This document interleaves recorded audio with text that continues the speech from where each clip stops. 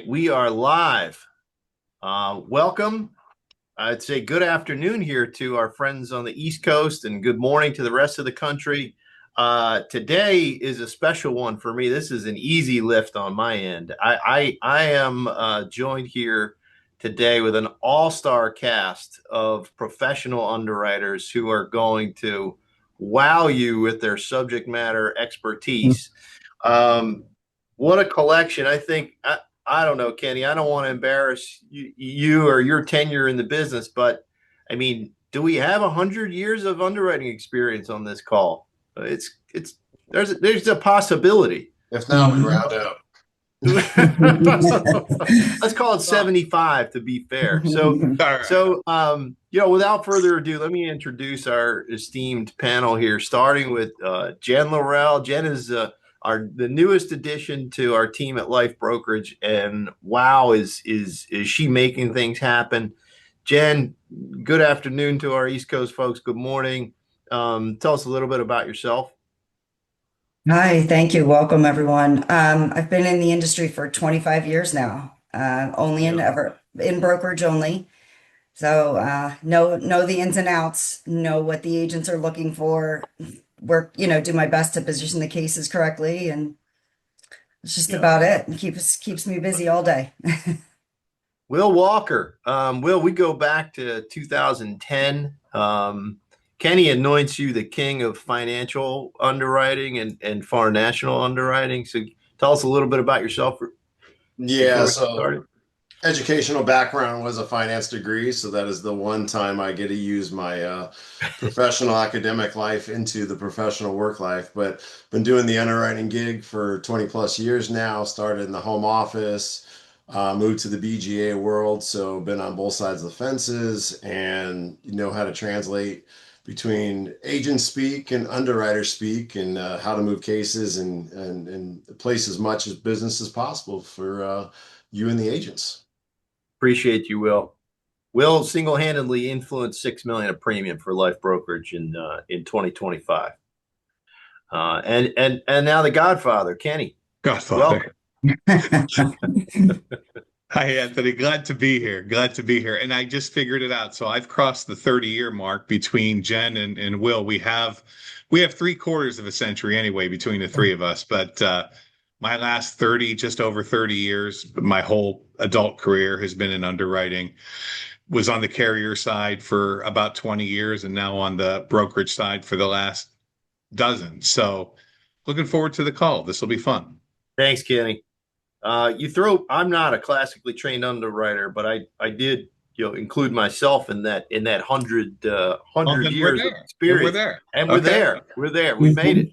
Yep. So here's what I thought would be fun, and with the help of Jen, um, we put together 13 questions that virtually every agent would be interested in learning the answers to.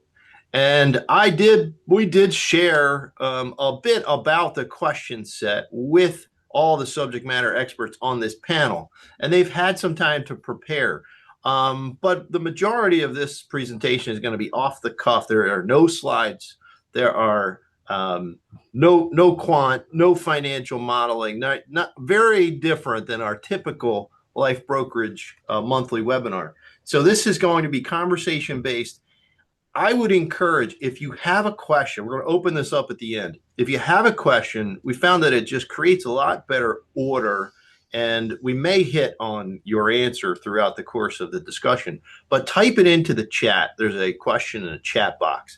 I will field every single one of those questions, and if time permits, we save about 15 minutes at the tail end of this to address any one of your questions.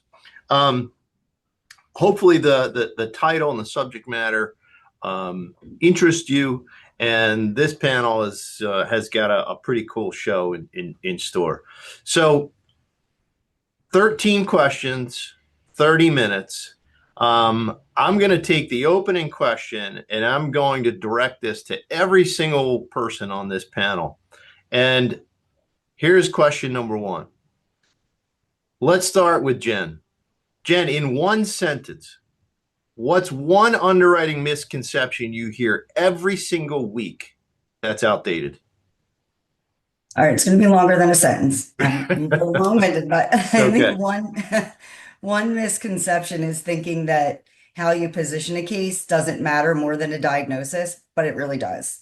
I think like correctly positioning a case, which could mean getting letters from a doctor, sometimes even taking a pause on the case and just trying to send the client back to the doctor, get a few visits under their belt, get the doctor to make some positive comments on their impairment, some positives that can help so we can reposition a case. I've always liked that approach versus, sometimes we'll get a high rating or a decline. And rather than just continuing to litter the market, sometimes I think it is good to take a minute to reposition it. It helps to avoid all those MIB hits and which can, affect future insurability. Well said, Jen. And I apologize to anyone on this call that's heard me say this over my last 25 plus years in the business. But I always say you can't get the toothpaste back into the tube once it's out, right? This is a beauty pageant. You want to walk, you want to prance across that runway in your very best dress with perfect makeup, perfect hair, and create a lasting impression on the underwriter. It's very hard to unwind a negative feeling or connotation around a case. Jen, you nailed it. Kenny, what's one underwriting misconception you hear every week that's outdated? You said limited to a sentence, and it's so tough. But I'll go with don't make an assumption. Don't make an assumption that based upon we get questions all the time, Anthony. You know this. I'll take one quick example. Parkinson's. People hear a diagnosis like that. They make the assumption that coverage would never be available to that individual, when in fact, depending on the particulars, depending upon, the severity, the stage, the diagnosis, all those things, you can have an offer as favorable as standard. So don't make the assumption that based upon a disease that you would think in your mind that we make that jump to think it's a dread disease, that coverage may not be available to your client. Send us a quick quote. Let us get some information and go from there. HIV, Hep C, we are back in play. Absolutely. Right? Yep. It's a big world out there, Kenny. Absolutely. Will, what's one underwriting misconception that you hear every week that's now outdated? I'll keep my financial thing going on here. Cover letters are not outdated, especially with complex financial cases. Just because you understand what's going on, the underwriter doesn't. They're far removed from the situation. Something as simple as, hey, if you look on paper, you might be overinsured, but I have a special needs kid. This is the reason I need additional coverage to take care of my special needs son or daughter moving on, where you could get more coverage than the typical demographic you're dealing with there. So cover letters are not outdated. The really concentrate on financial cases that are complex. We don't need the insured exercises. We're going to figure that out, but truly explain a case of why the life insurance is needed. Yeah, well said. Well said. You bailed us out on several over the years. All right, now we're going to start taking a little bit of a more targeted approach to each subject matter expert here and position questions directly to one person on the panel, and then move on because we have 12 more questions. There's 13 up and 12 to go. I will also emphasize there's not a carrier underwriter on this call. Okay, the panel has experience in multi-carrier underwriting. So they are bringing us a perspective from multiple manuals, including carrier proprietary manuals, and not locked into, call it 30 plus years of experience with one specific company and only looking at how one specific company would view an impairment or a situation. So put your multi-carrier lens glasses on ways you kind of think through this. So first question is going to be for Jen. Jen, what separates a competitive case from a problem case when mental health medications are present? Yeah, I receive this daily. In my opinion, what separates it is the number of medications. We can get into the preferred classes with diagnoses of anxiety, general anxiety disorder, ADHD, mild depression even. it's, one med, we're getting into the top classes. There's definitely a few carriers that are more aggressive than others. When we have mild depression, we can even pull off the preferred pluses. Once we get into two meds or a mild diagnosis of depression, sometimes we're better off showing a preferred or maybe even a standard plus. I think the key that I found is stability. The companies really like to see a period of time with no changes in the dosages, no adding of meds. And I definitely have found Prudential, Protective, Banner, and Pac Life to be a few of the most aggressive. Yeah. How many professionals come in with applications on a 10 megs Alexa Pro? I mean, ADHD. It is so common nowadays, and we have progressed. And to emphasize, right, Jen, you don't want to see a progression of meds and continued addition of meds, as that shows instability, right? Let's call it for what it is. Kenny, anything to piggyback off of Jen's comments? Jen got most of them. A couple that I would add is, when the person was diagnosed, but even Jen covered that because you want to see a certain period of stability. You want to see that the individual's getting their care and follow up, not just calling in the scripts and never being seen and that kind of thing. You want to just verify, the any history of hospitalization, days off work, things like that. I mean, that's going into it a little bit deeper, but agree 100% not only with the carrier selection that Jen had provided, but also all the factors between Jen and I had just listed out in determining how to rate that individual with anxiety, depression, or a little bit of both. Yeah. Kenny, I'm going to stay with you. So two questions down, 11 to go. We're going to stay with you, Kenny. This is a good one. This is a good one. With the emergence of GLP-1 therapies, your Ozempics, your Wegovy's, what do carriers care about with GLP-1 use, and what do they not care about when it comes to underwriting? Well, to start, and this will be the last time I say this because I know that my colleagues on the phone agree with me. This is a very regular question, but the GLP-1 itself is not an issue, assuming that it is prescribed for just the weight loss. So what we're looking at, what the underwriters are looking at, is verification. Number one, that it's not being used for diabetes and that it is in fact being used for weight loss. They want, and then from there, we're looking at weight. We're actually looking at how much, if it's for weight loss, what does that individual weigh now? And what did they weigh when they started the GLP-1, let's say 6 months ago or a year ago? So your rating, if applicable, if there is a rating applicable, is going to be more for the weight itself. And even if the individual, let's say, I'll just throw out some numbers, they were 5'10", 300 pounds, 8 months ago, and they lost 60 pounds. Now they're 5'10", 220. If I did the math right, my financial underwriter will. You add half back in for the rating, but the bottom line is still you're going to have a much more favorable outcome. But so you're looking at the rating for the build and the weight loss, and not the GLP-1 itself. Kenny, how long do you have to show weight stability before you don't have to consider the add back? Well, that kind of goes back to so what carriers do, what insurance companies do is whenever there's weight loss, whether it's through GLP-1, whether it's intentional weight loss, whether it's through various surgical procedures, they're looking at the weight loss in the last 12 months. So if you lost a significant amount of weight in the last 12 months, the carriers add in 1/2 of that weight loss back to the proposed insured's current build.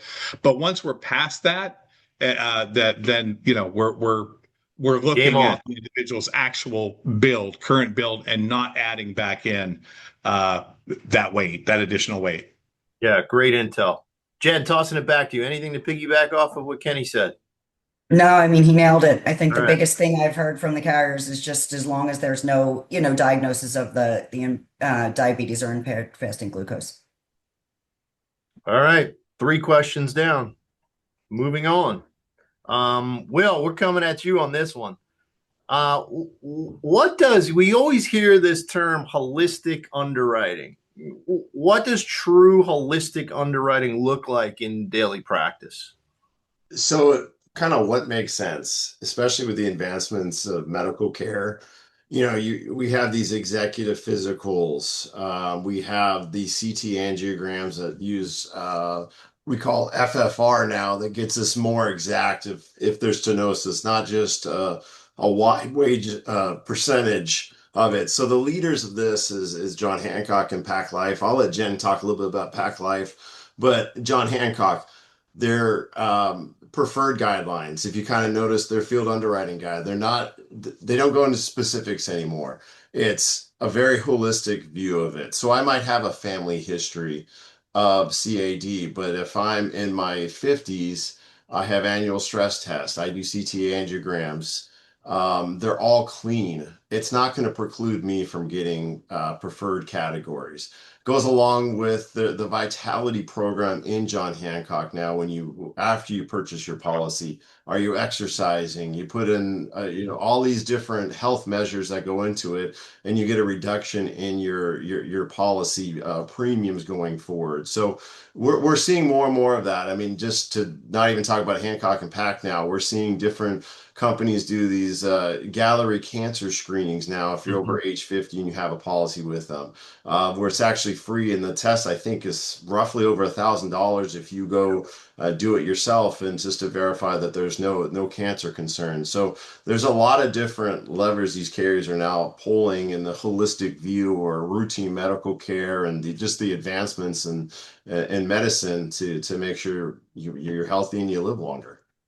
Yeah, you nailed it, Will. It is it is so impactful that at the suggestion of one of my colleagues, Henry Borda, we are going to amend our preliminary app that we do to capture client info to include lifestyle type questions so that we can bake it into cover memos and use it as bargaining chips when negotiating offers.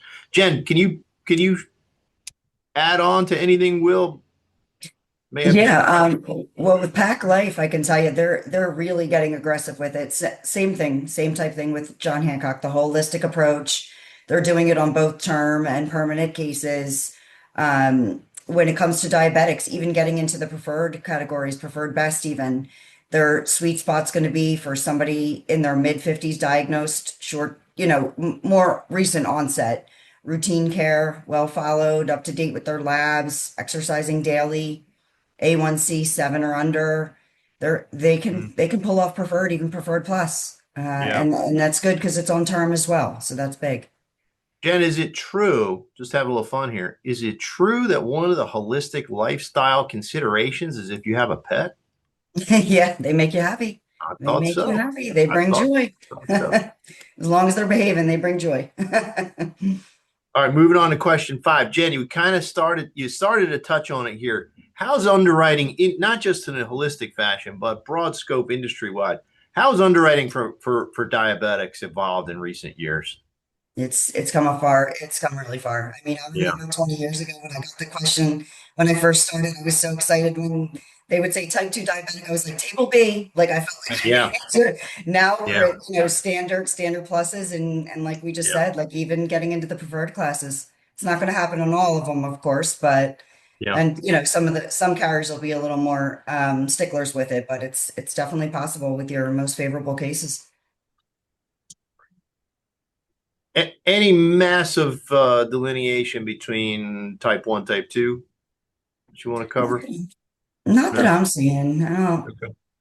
Okay. I think Kenny, we're anything to still. add? I'll just add a little color to it, and just showing some of the years in the business. Not that long ago, just like Jen said, there was no standard diabetic. Now, in certain, like, let's call the older age group, let's define that as over 50, where generally speaking, if you're well controlled, well followed, you're a so, in certain populations, there's more standards Yeah.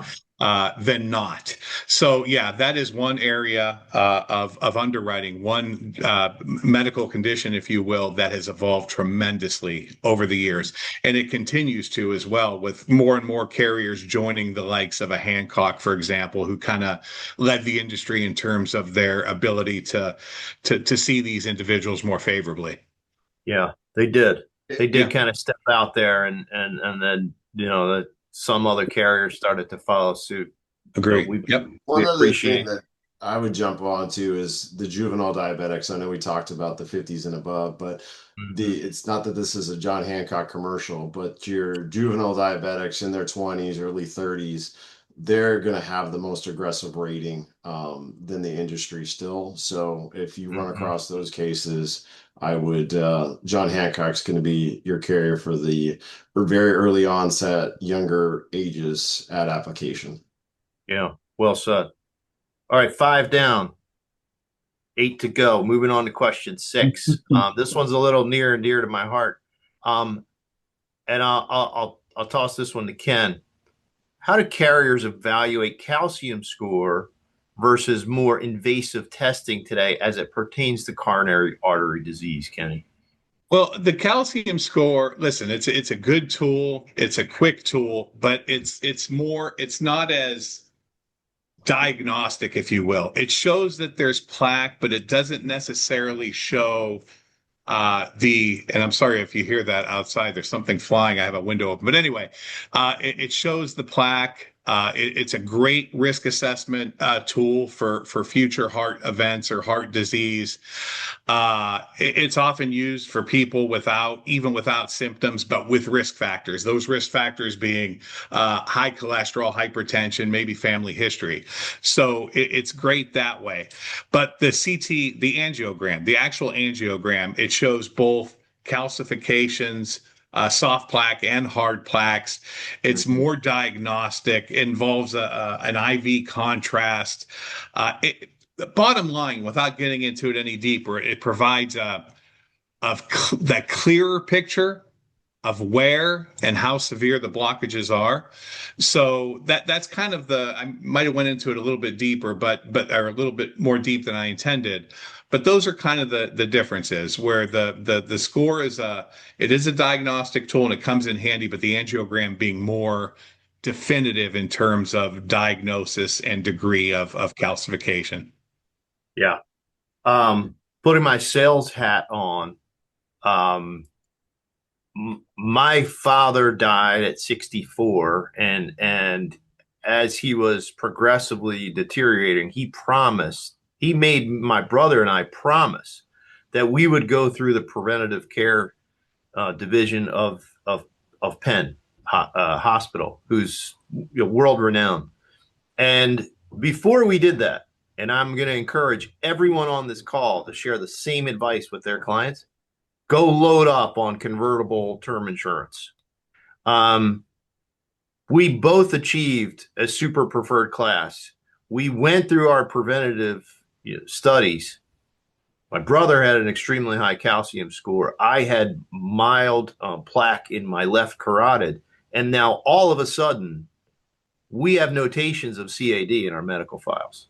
So anyone on this call, please stress your clients, go load up on convertible term insurance, pay monthly for God's sakes if you have to, but go lock down as much insurance as you can qualify for before going to do some of these preventative tests that are extremely valuable, by the way. And I wouldn't want it any other way. Knowing is better than not knowing.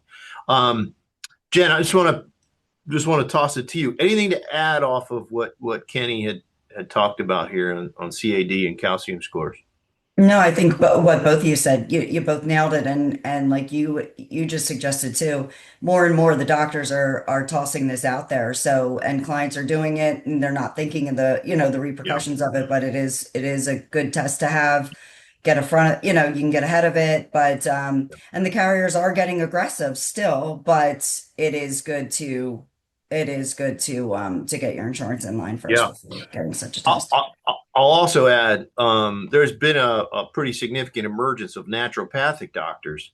I actually see one, and it has become routine practice of the naturopathic doctor to order a coronary calcium score for their patients to kind of assess the situation and look for inflammation markers. They couple it with the extensive blood work that's being done. So, highly regarded topic. I'm glad you kind of brought this to light, Jen. And Thank you. just to add as well too, with the cardiac calcium scores, they are pretty accurate. I know, speaking of personal, with my mom, she had one that was in, I think it was in the 70s the first time she had it. And then the second time when they did it again, the follow-up had progressed. And then she ended up getting a double bypass. So they are very accurate as well. Yeah, very good indicator. Okay, moving on. Question 7. Will, you got this one, my friend. How do carriers differentiate cigarettes from other nicotine use? So there's 4 carriers that we're going to talk about that have a cigarette definition. So that's John Hancock, that's Lincoln, that's Peru, and that's Pack. And the cigarette definition is important because if you disclose I'm a chewer, I use a cigar, I'm going to go old school pipe, and your nicotine is positive, as long as you admit it up front, and that's the real key. I'm stressing this. You can go non-tobacco rates. Standard plus with Pru, standard with Lincoln and John Hancock.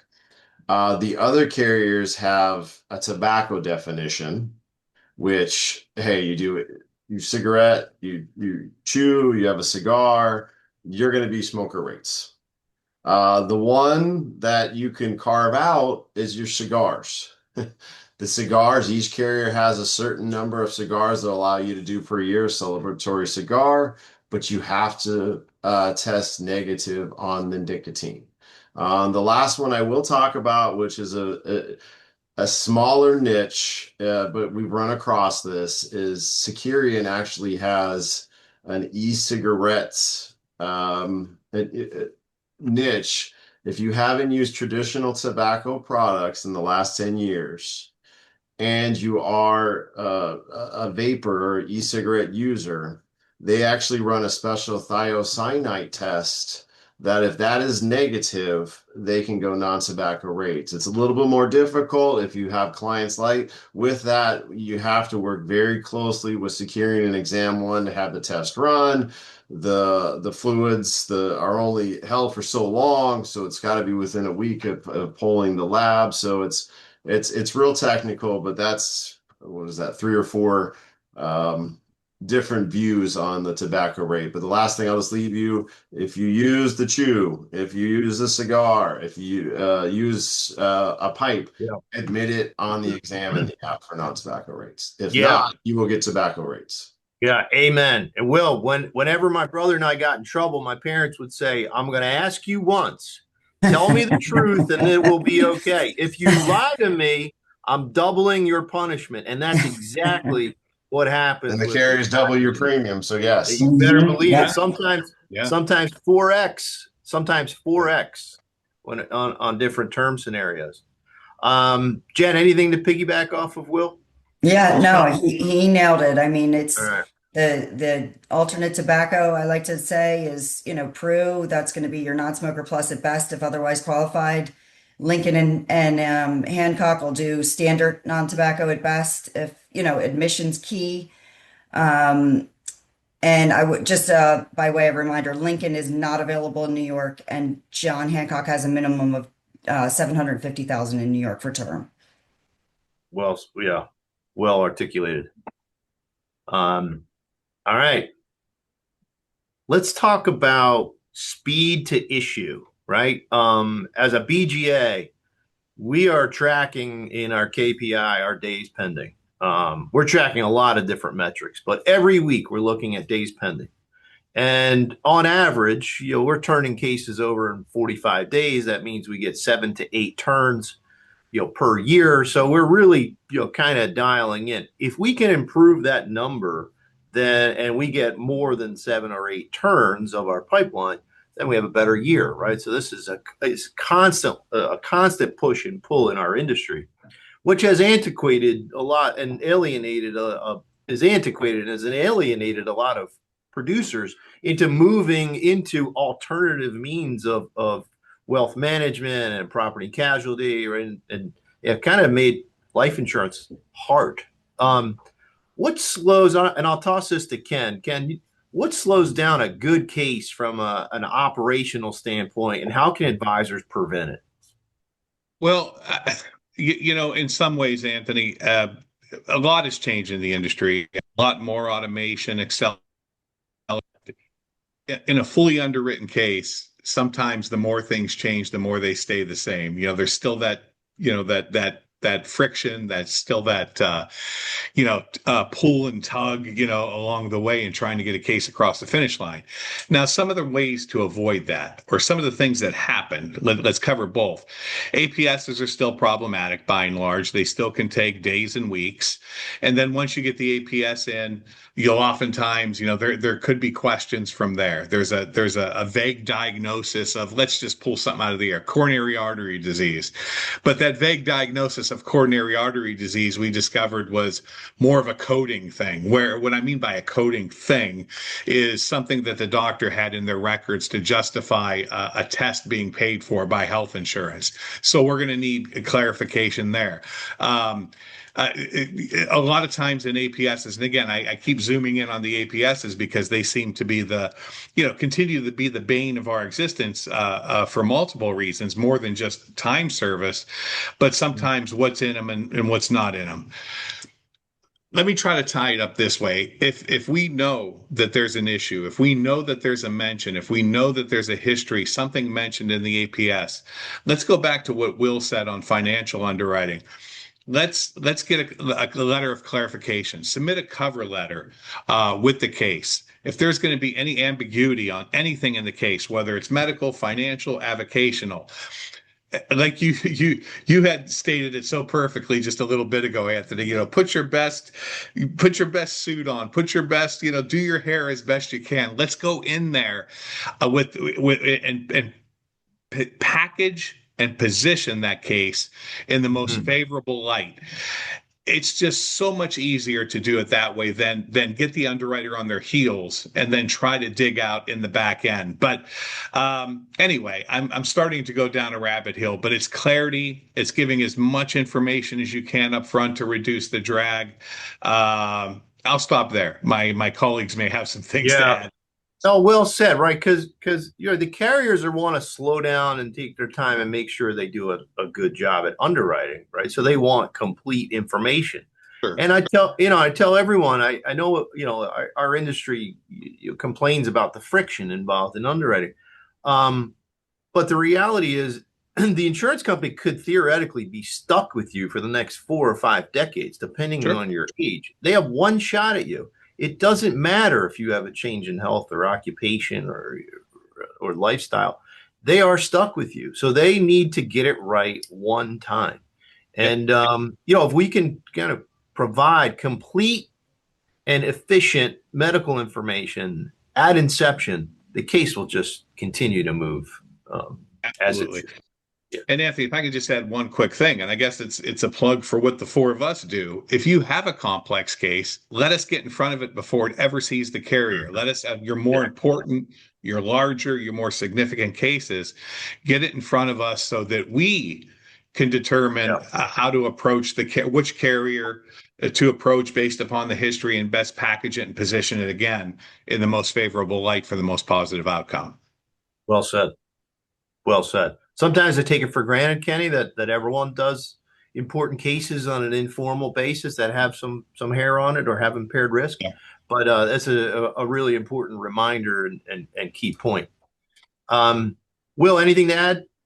Ken, you stole my thunder is what I was going to say. Sorry, buddy. The call at the very beginning. That's okay. That's okay. 100 years of underwriting experience. I can't stress that all of us know what manuals these carriers use, who does holistic underwriting. We're talked about different subjects of diabetes, CAD, who's good at that, who's good at depression. We know all that stuff. We're very versed in writing doctor's letters if there's ambiguity or something doesn't make sense, or if there's a referral on something where the client's like, well, I don't need to go to, how to word things, ghost letters. We talked about psych.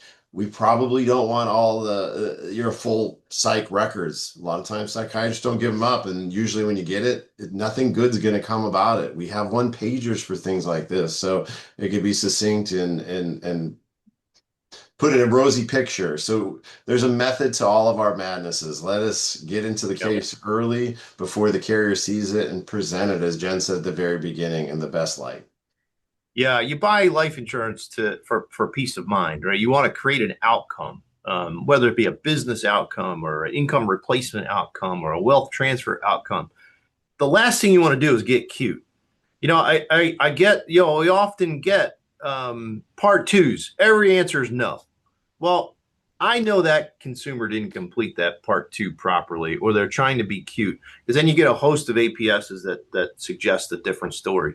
We can help. To Will's point, we understand all the moving parts. We know how to match a client risk profile to a carrier need. We know that one company is better with breast cancer or diabetes or sleep apnea than others. So let's all cards on the table. The last thing you want to do is jeopardize payment of a claim when we have all these amazing tools at our disposal, and we will find a home for that case in almost every circumstance. There are declines, as we'll be transparent.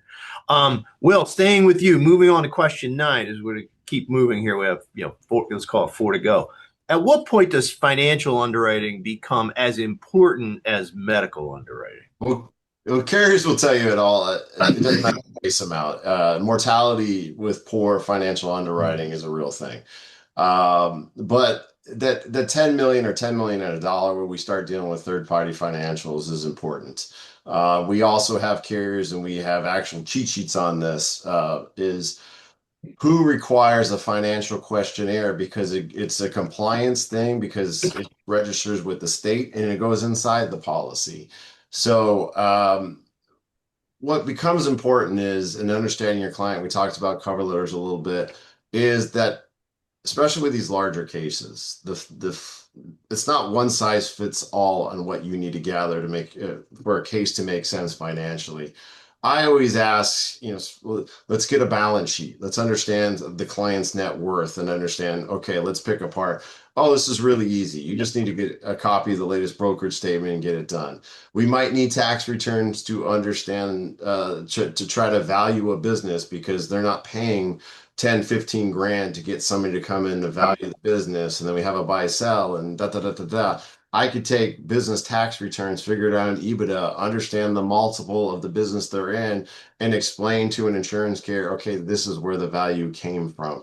So it goes back to understanding what is the need of coverage, business, personal, how is their net worth broken down, and be very specific to the agent, to the insured. It's very Life insurance underwriters are very good medically. There's only so many, it's very few that understand the financial component. And when you get a $20 million case and you get the status report, what does it say every single time? I need third-party financials. That is so vague.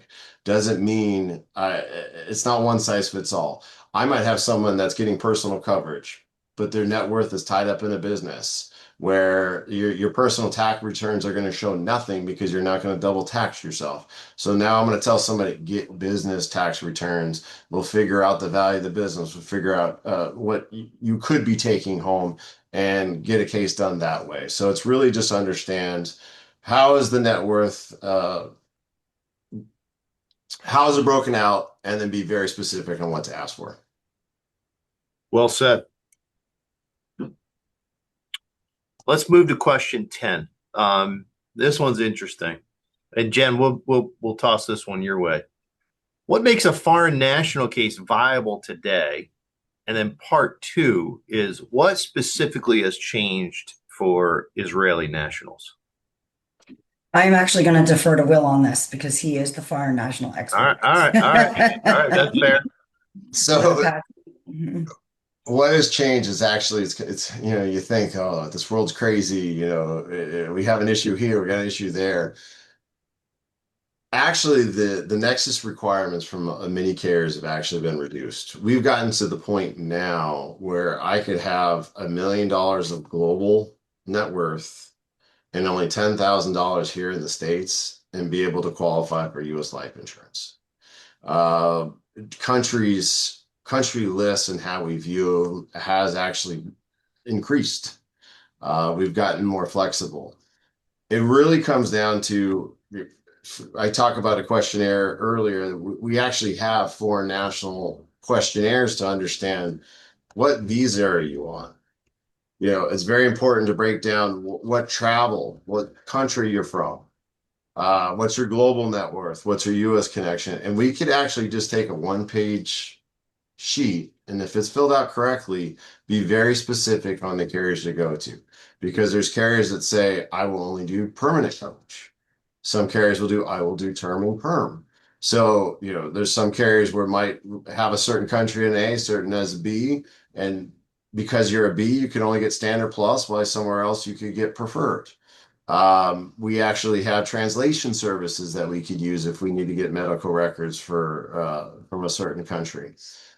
We even actually now have more carriers that have gone into what we all call I-10 programs. You're here in the States, you're filing tax returns. You might not have the visas that are typical that we see, but as long as you're filing U.S. tax returns, have a social security number, some carriers actually, after 1 year of being here and filing tax returns for 1 year, can offer you coverage. So there's so many different moving parts, but as we've talked about, you disclose it, you give us full information. Remember, we're viewing it here, we're not sending it to a carrier, we're reviewing it and then say, hey, this is where you want to go to. Last topic I'll talk about, because you brought it up, is Israel. That is very difficult for carriers right now for obvious reasons of what's going on. There is a nuance based on the different states you're a part of. Some states actually say it's more broad than just the Florida, Georgia that everybody's familiar with, that you can adversely underwrite for a U.S. citizen, very key to say U.S. citizen, for short-term travel for Israel. There's certain states where carriers' compliance departments say, hey, we can't negatively underwrite a case based on that. So please be on the lookout for that cheat sheet. It's very state specific, very carrier specific. We do have a carrier like Nationwide where, depending on why you're traveling to Israel, and if they understand the full picture, they will offer a smaller amount of coverage, but they have been a little bit more flexible than other carriers. So reach out to us if you do have it. There might be a home. We just need to understand what the situation is going on. Well said, Will. All right, question 11. We're in the home stretch here. AI. How has the use of AI improved your day-to-day, help with accuracy, yet not oversimplifying underwriting, which we know is a craft, right? Where are you using it? How is it improving accuracy and file preparation? It's assisting underwriters going forward. It's not adversarial, and we're getting to that point of, how quickly they can take a 500-page APS, summarize it, give you hyperlinks to understand where each study's at, so you could do your really zero on a different impairments.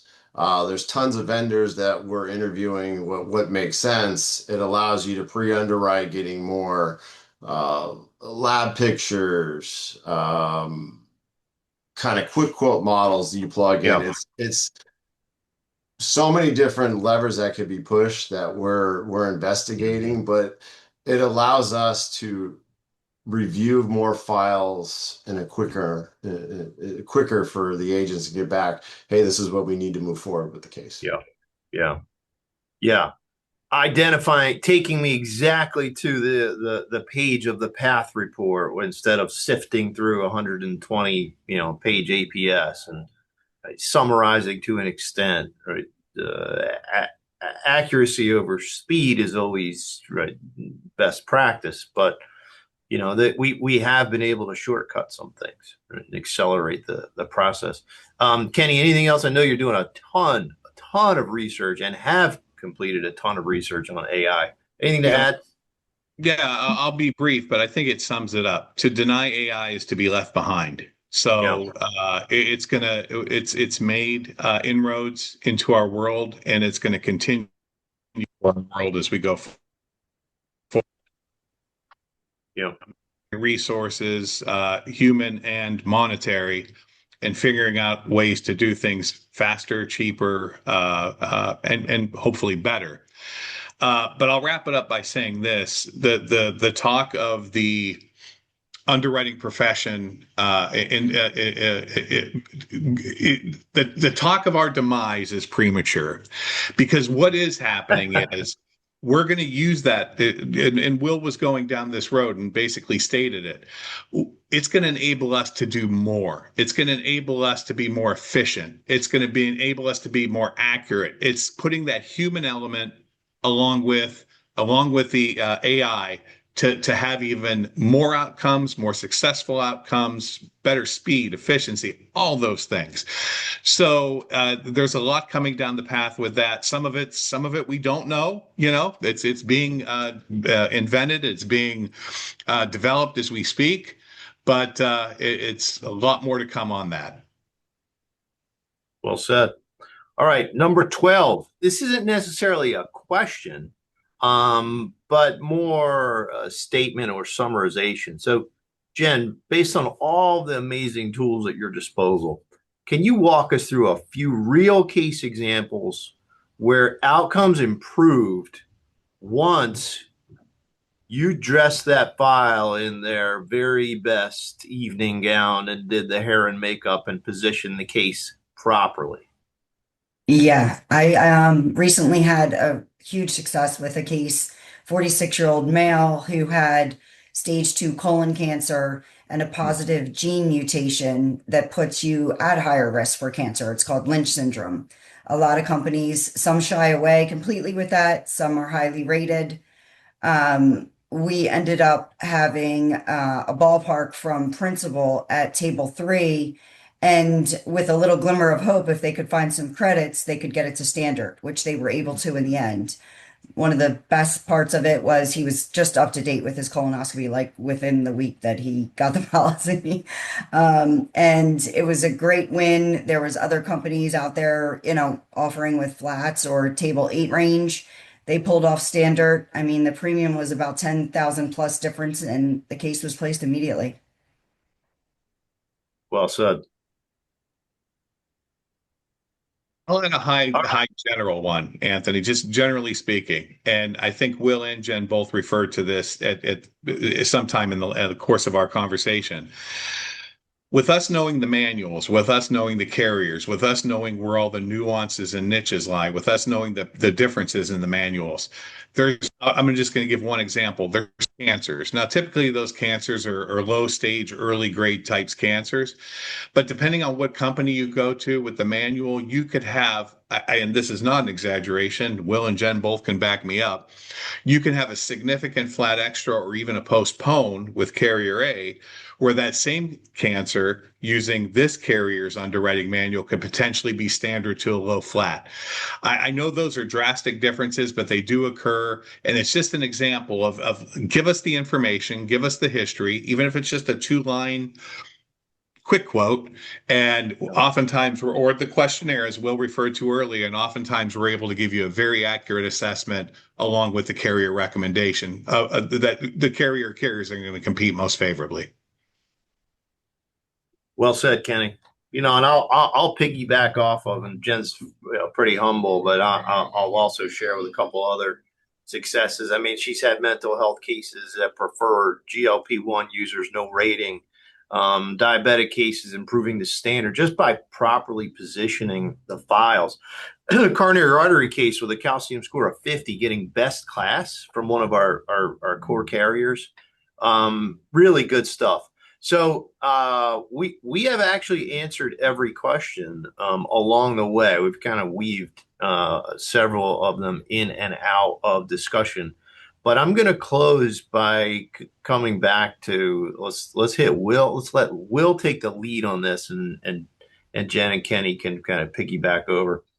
When an advisor is talking to a client or a center of influence, specifically about underwriting, how do you address underwriting uncertainty, right? Not sure where the client is going to land based on the initial discussion.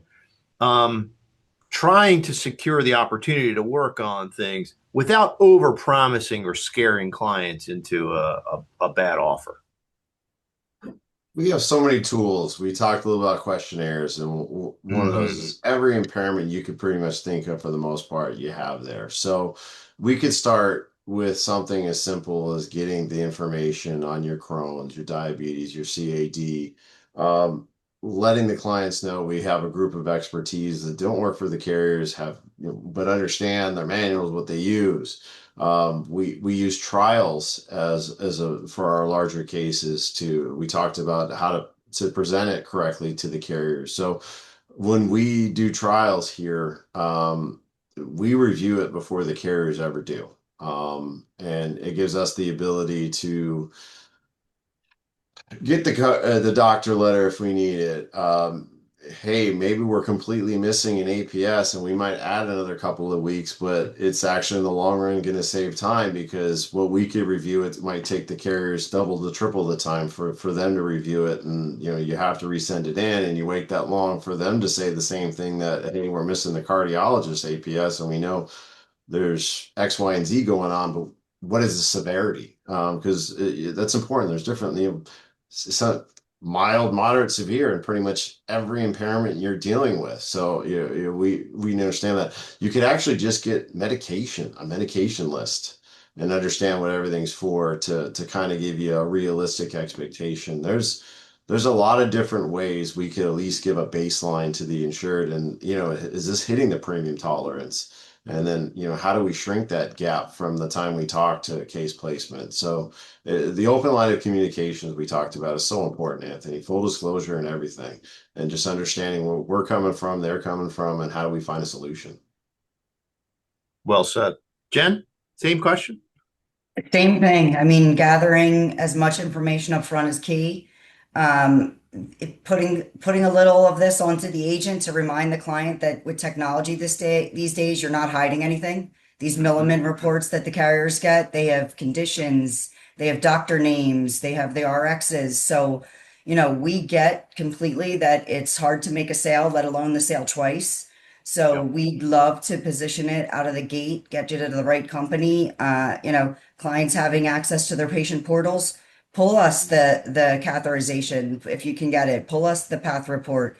We're going to try to get you in the right direction from day one if we can. Yeah, information's critical. Kenny? I'm not going to be redundant. Jen and Will covered most of it, but just to piggyback on what Jen just said about database checks. Not only do you have the Milliman report, depending upon the carrier, you have the old tried and true MIB, you've got claims database checks, you've got RX database checks, you've got everything you can imagine out there. So, and obviously that's how a lot of these cases are being able to be approved and issued as quickly as they are in some of these accelerated platforms, but they're also utilized in full underwriting as well. So full disclosure, setting the expectations, maybe, dare I say, being conservative, going at standard, then be the hero, coming back at preferred perhaps on a case. But that would be my add-on, Anthony. Yeah. I maybe a little salesman coming out in me, but I always talk about a couple things. I know you think you are a buyer, Mr. or Mrs. Client, but you are actually a qualifier. And there are a few things that are outside of your control that affect your pricing, like your age, your tobacco use, your sex. You can't change that. But one of the biggest drivers of pricing and performance of your policy is the medical risk class that you achieve. And unbeknownst to many consumers, if you consider every single non-rated rate class, right? Your standard plus, your preferred plus, and you consider every single table rating A through P, and an uninsurable is a rating. There are 21 risk classes, medical risk classes as a non-smoker, and there are 21 risk classes as a tobacco user. So, Mr. or Mrs. Client, we have some work to do. We need the entire picture to achieve the very best outcome of those 42 potential risk classifications. It's very hard for me to price for you right now. I can ballpark based on the medications and any known health impairments that you may have, but this is an art and a science and a combination of the two. So complete this part 2 fact find, whatever you're looking to do. We always promote the intake form. And in our intake form, we include those lifestyle questions, and we can then start assessing the risk. And we will find the most efficient home to match your profile to the carrier need. And that's what we do at the end of the day. I don't think we'll ever be out of a job as long as consumers understand that if they buy from their fraternity brother who works at Northwestern Mutual with mild to moderate sleep apnea, they're going to pay 40% more for coverage. They didn't properly assess the marketplace. And that's the name of the game. And that's why I am super appreciative to have Jen on our team, Will on our team, Ken on our team. And it really moves the needle between one BGA and the next. So I can't thank the three of you enough. We are approaching the top of the hour and quite literally right on time. We did answer every single question. Will, Jen, Ken, any closing comments? Just bring us those problematic cases and let us help you as best we can. Appreciate everybody's time. Always appreciate everybody's time, and hopefully everybody picked up something from this. Thank you. Thank you. Kenny is the closer. Kenny is the closer. Thank you for attending.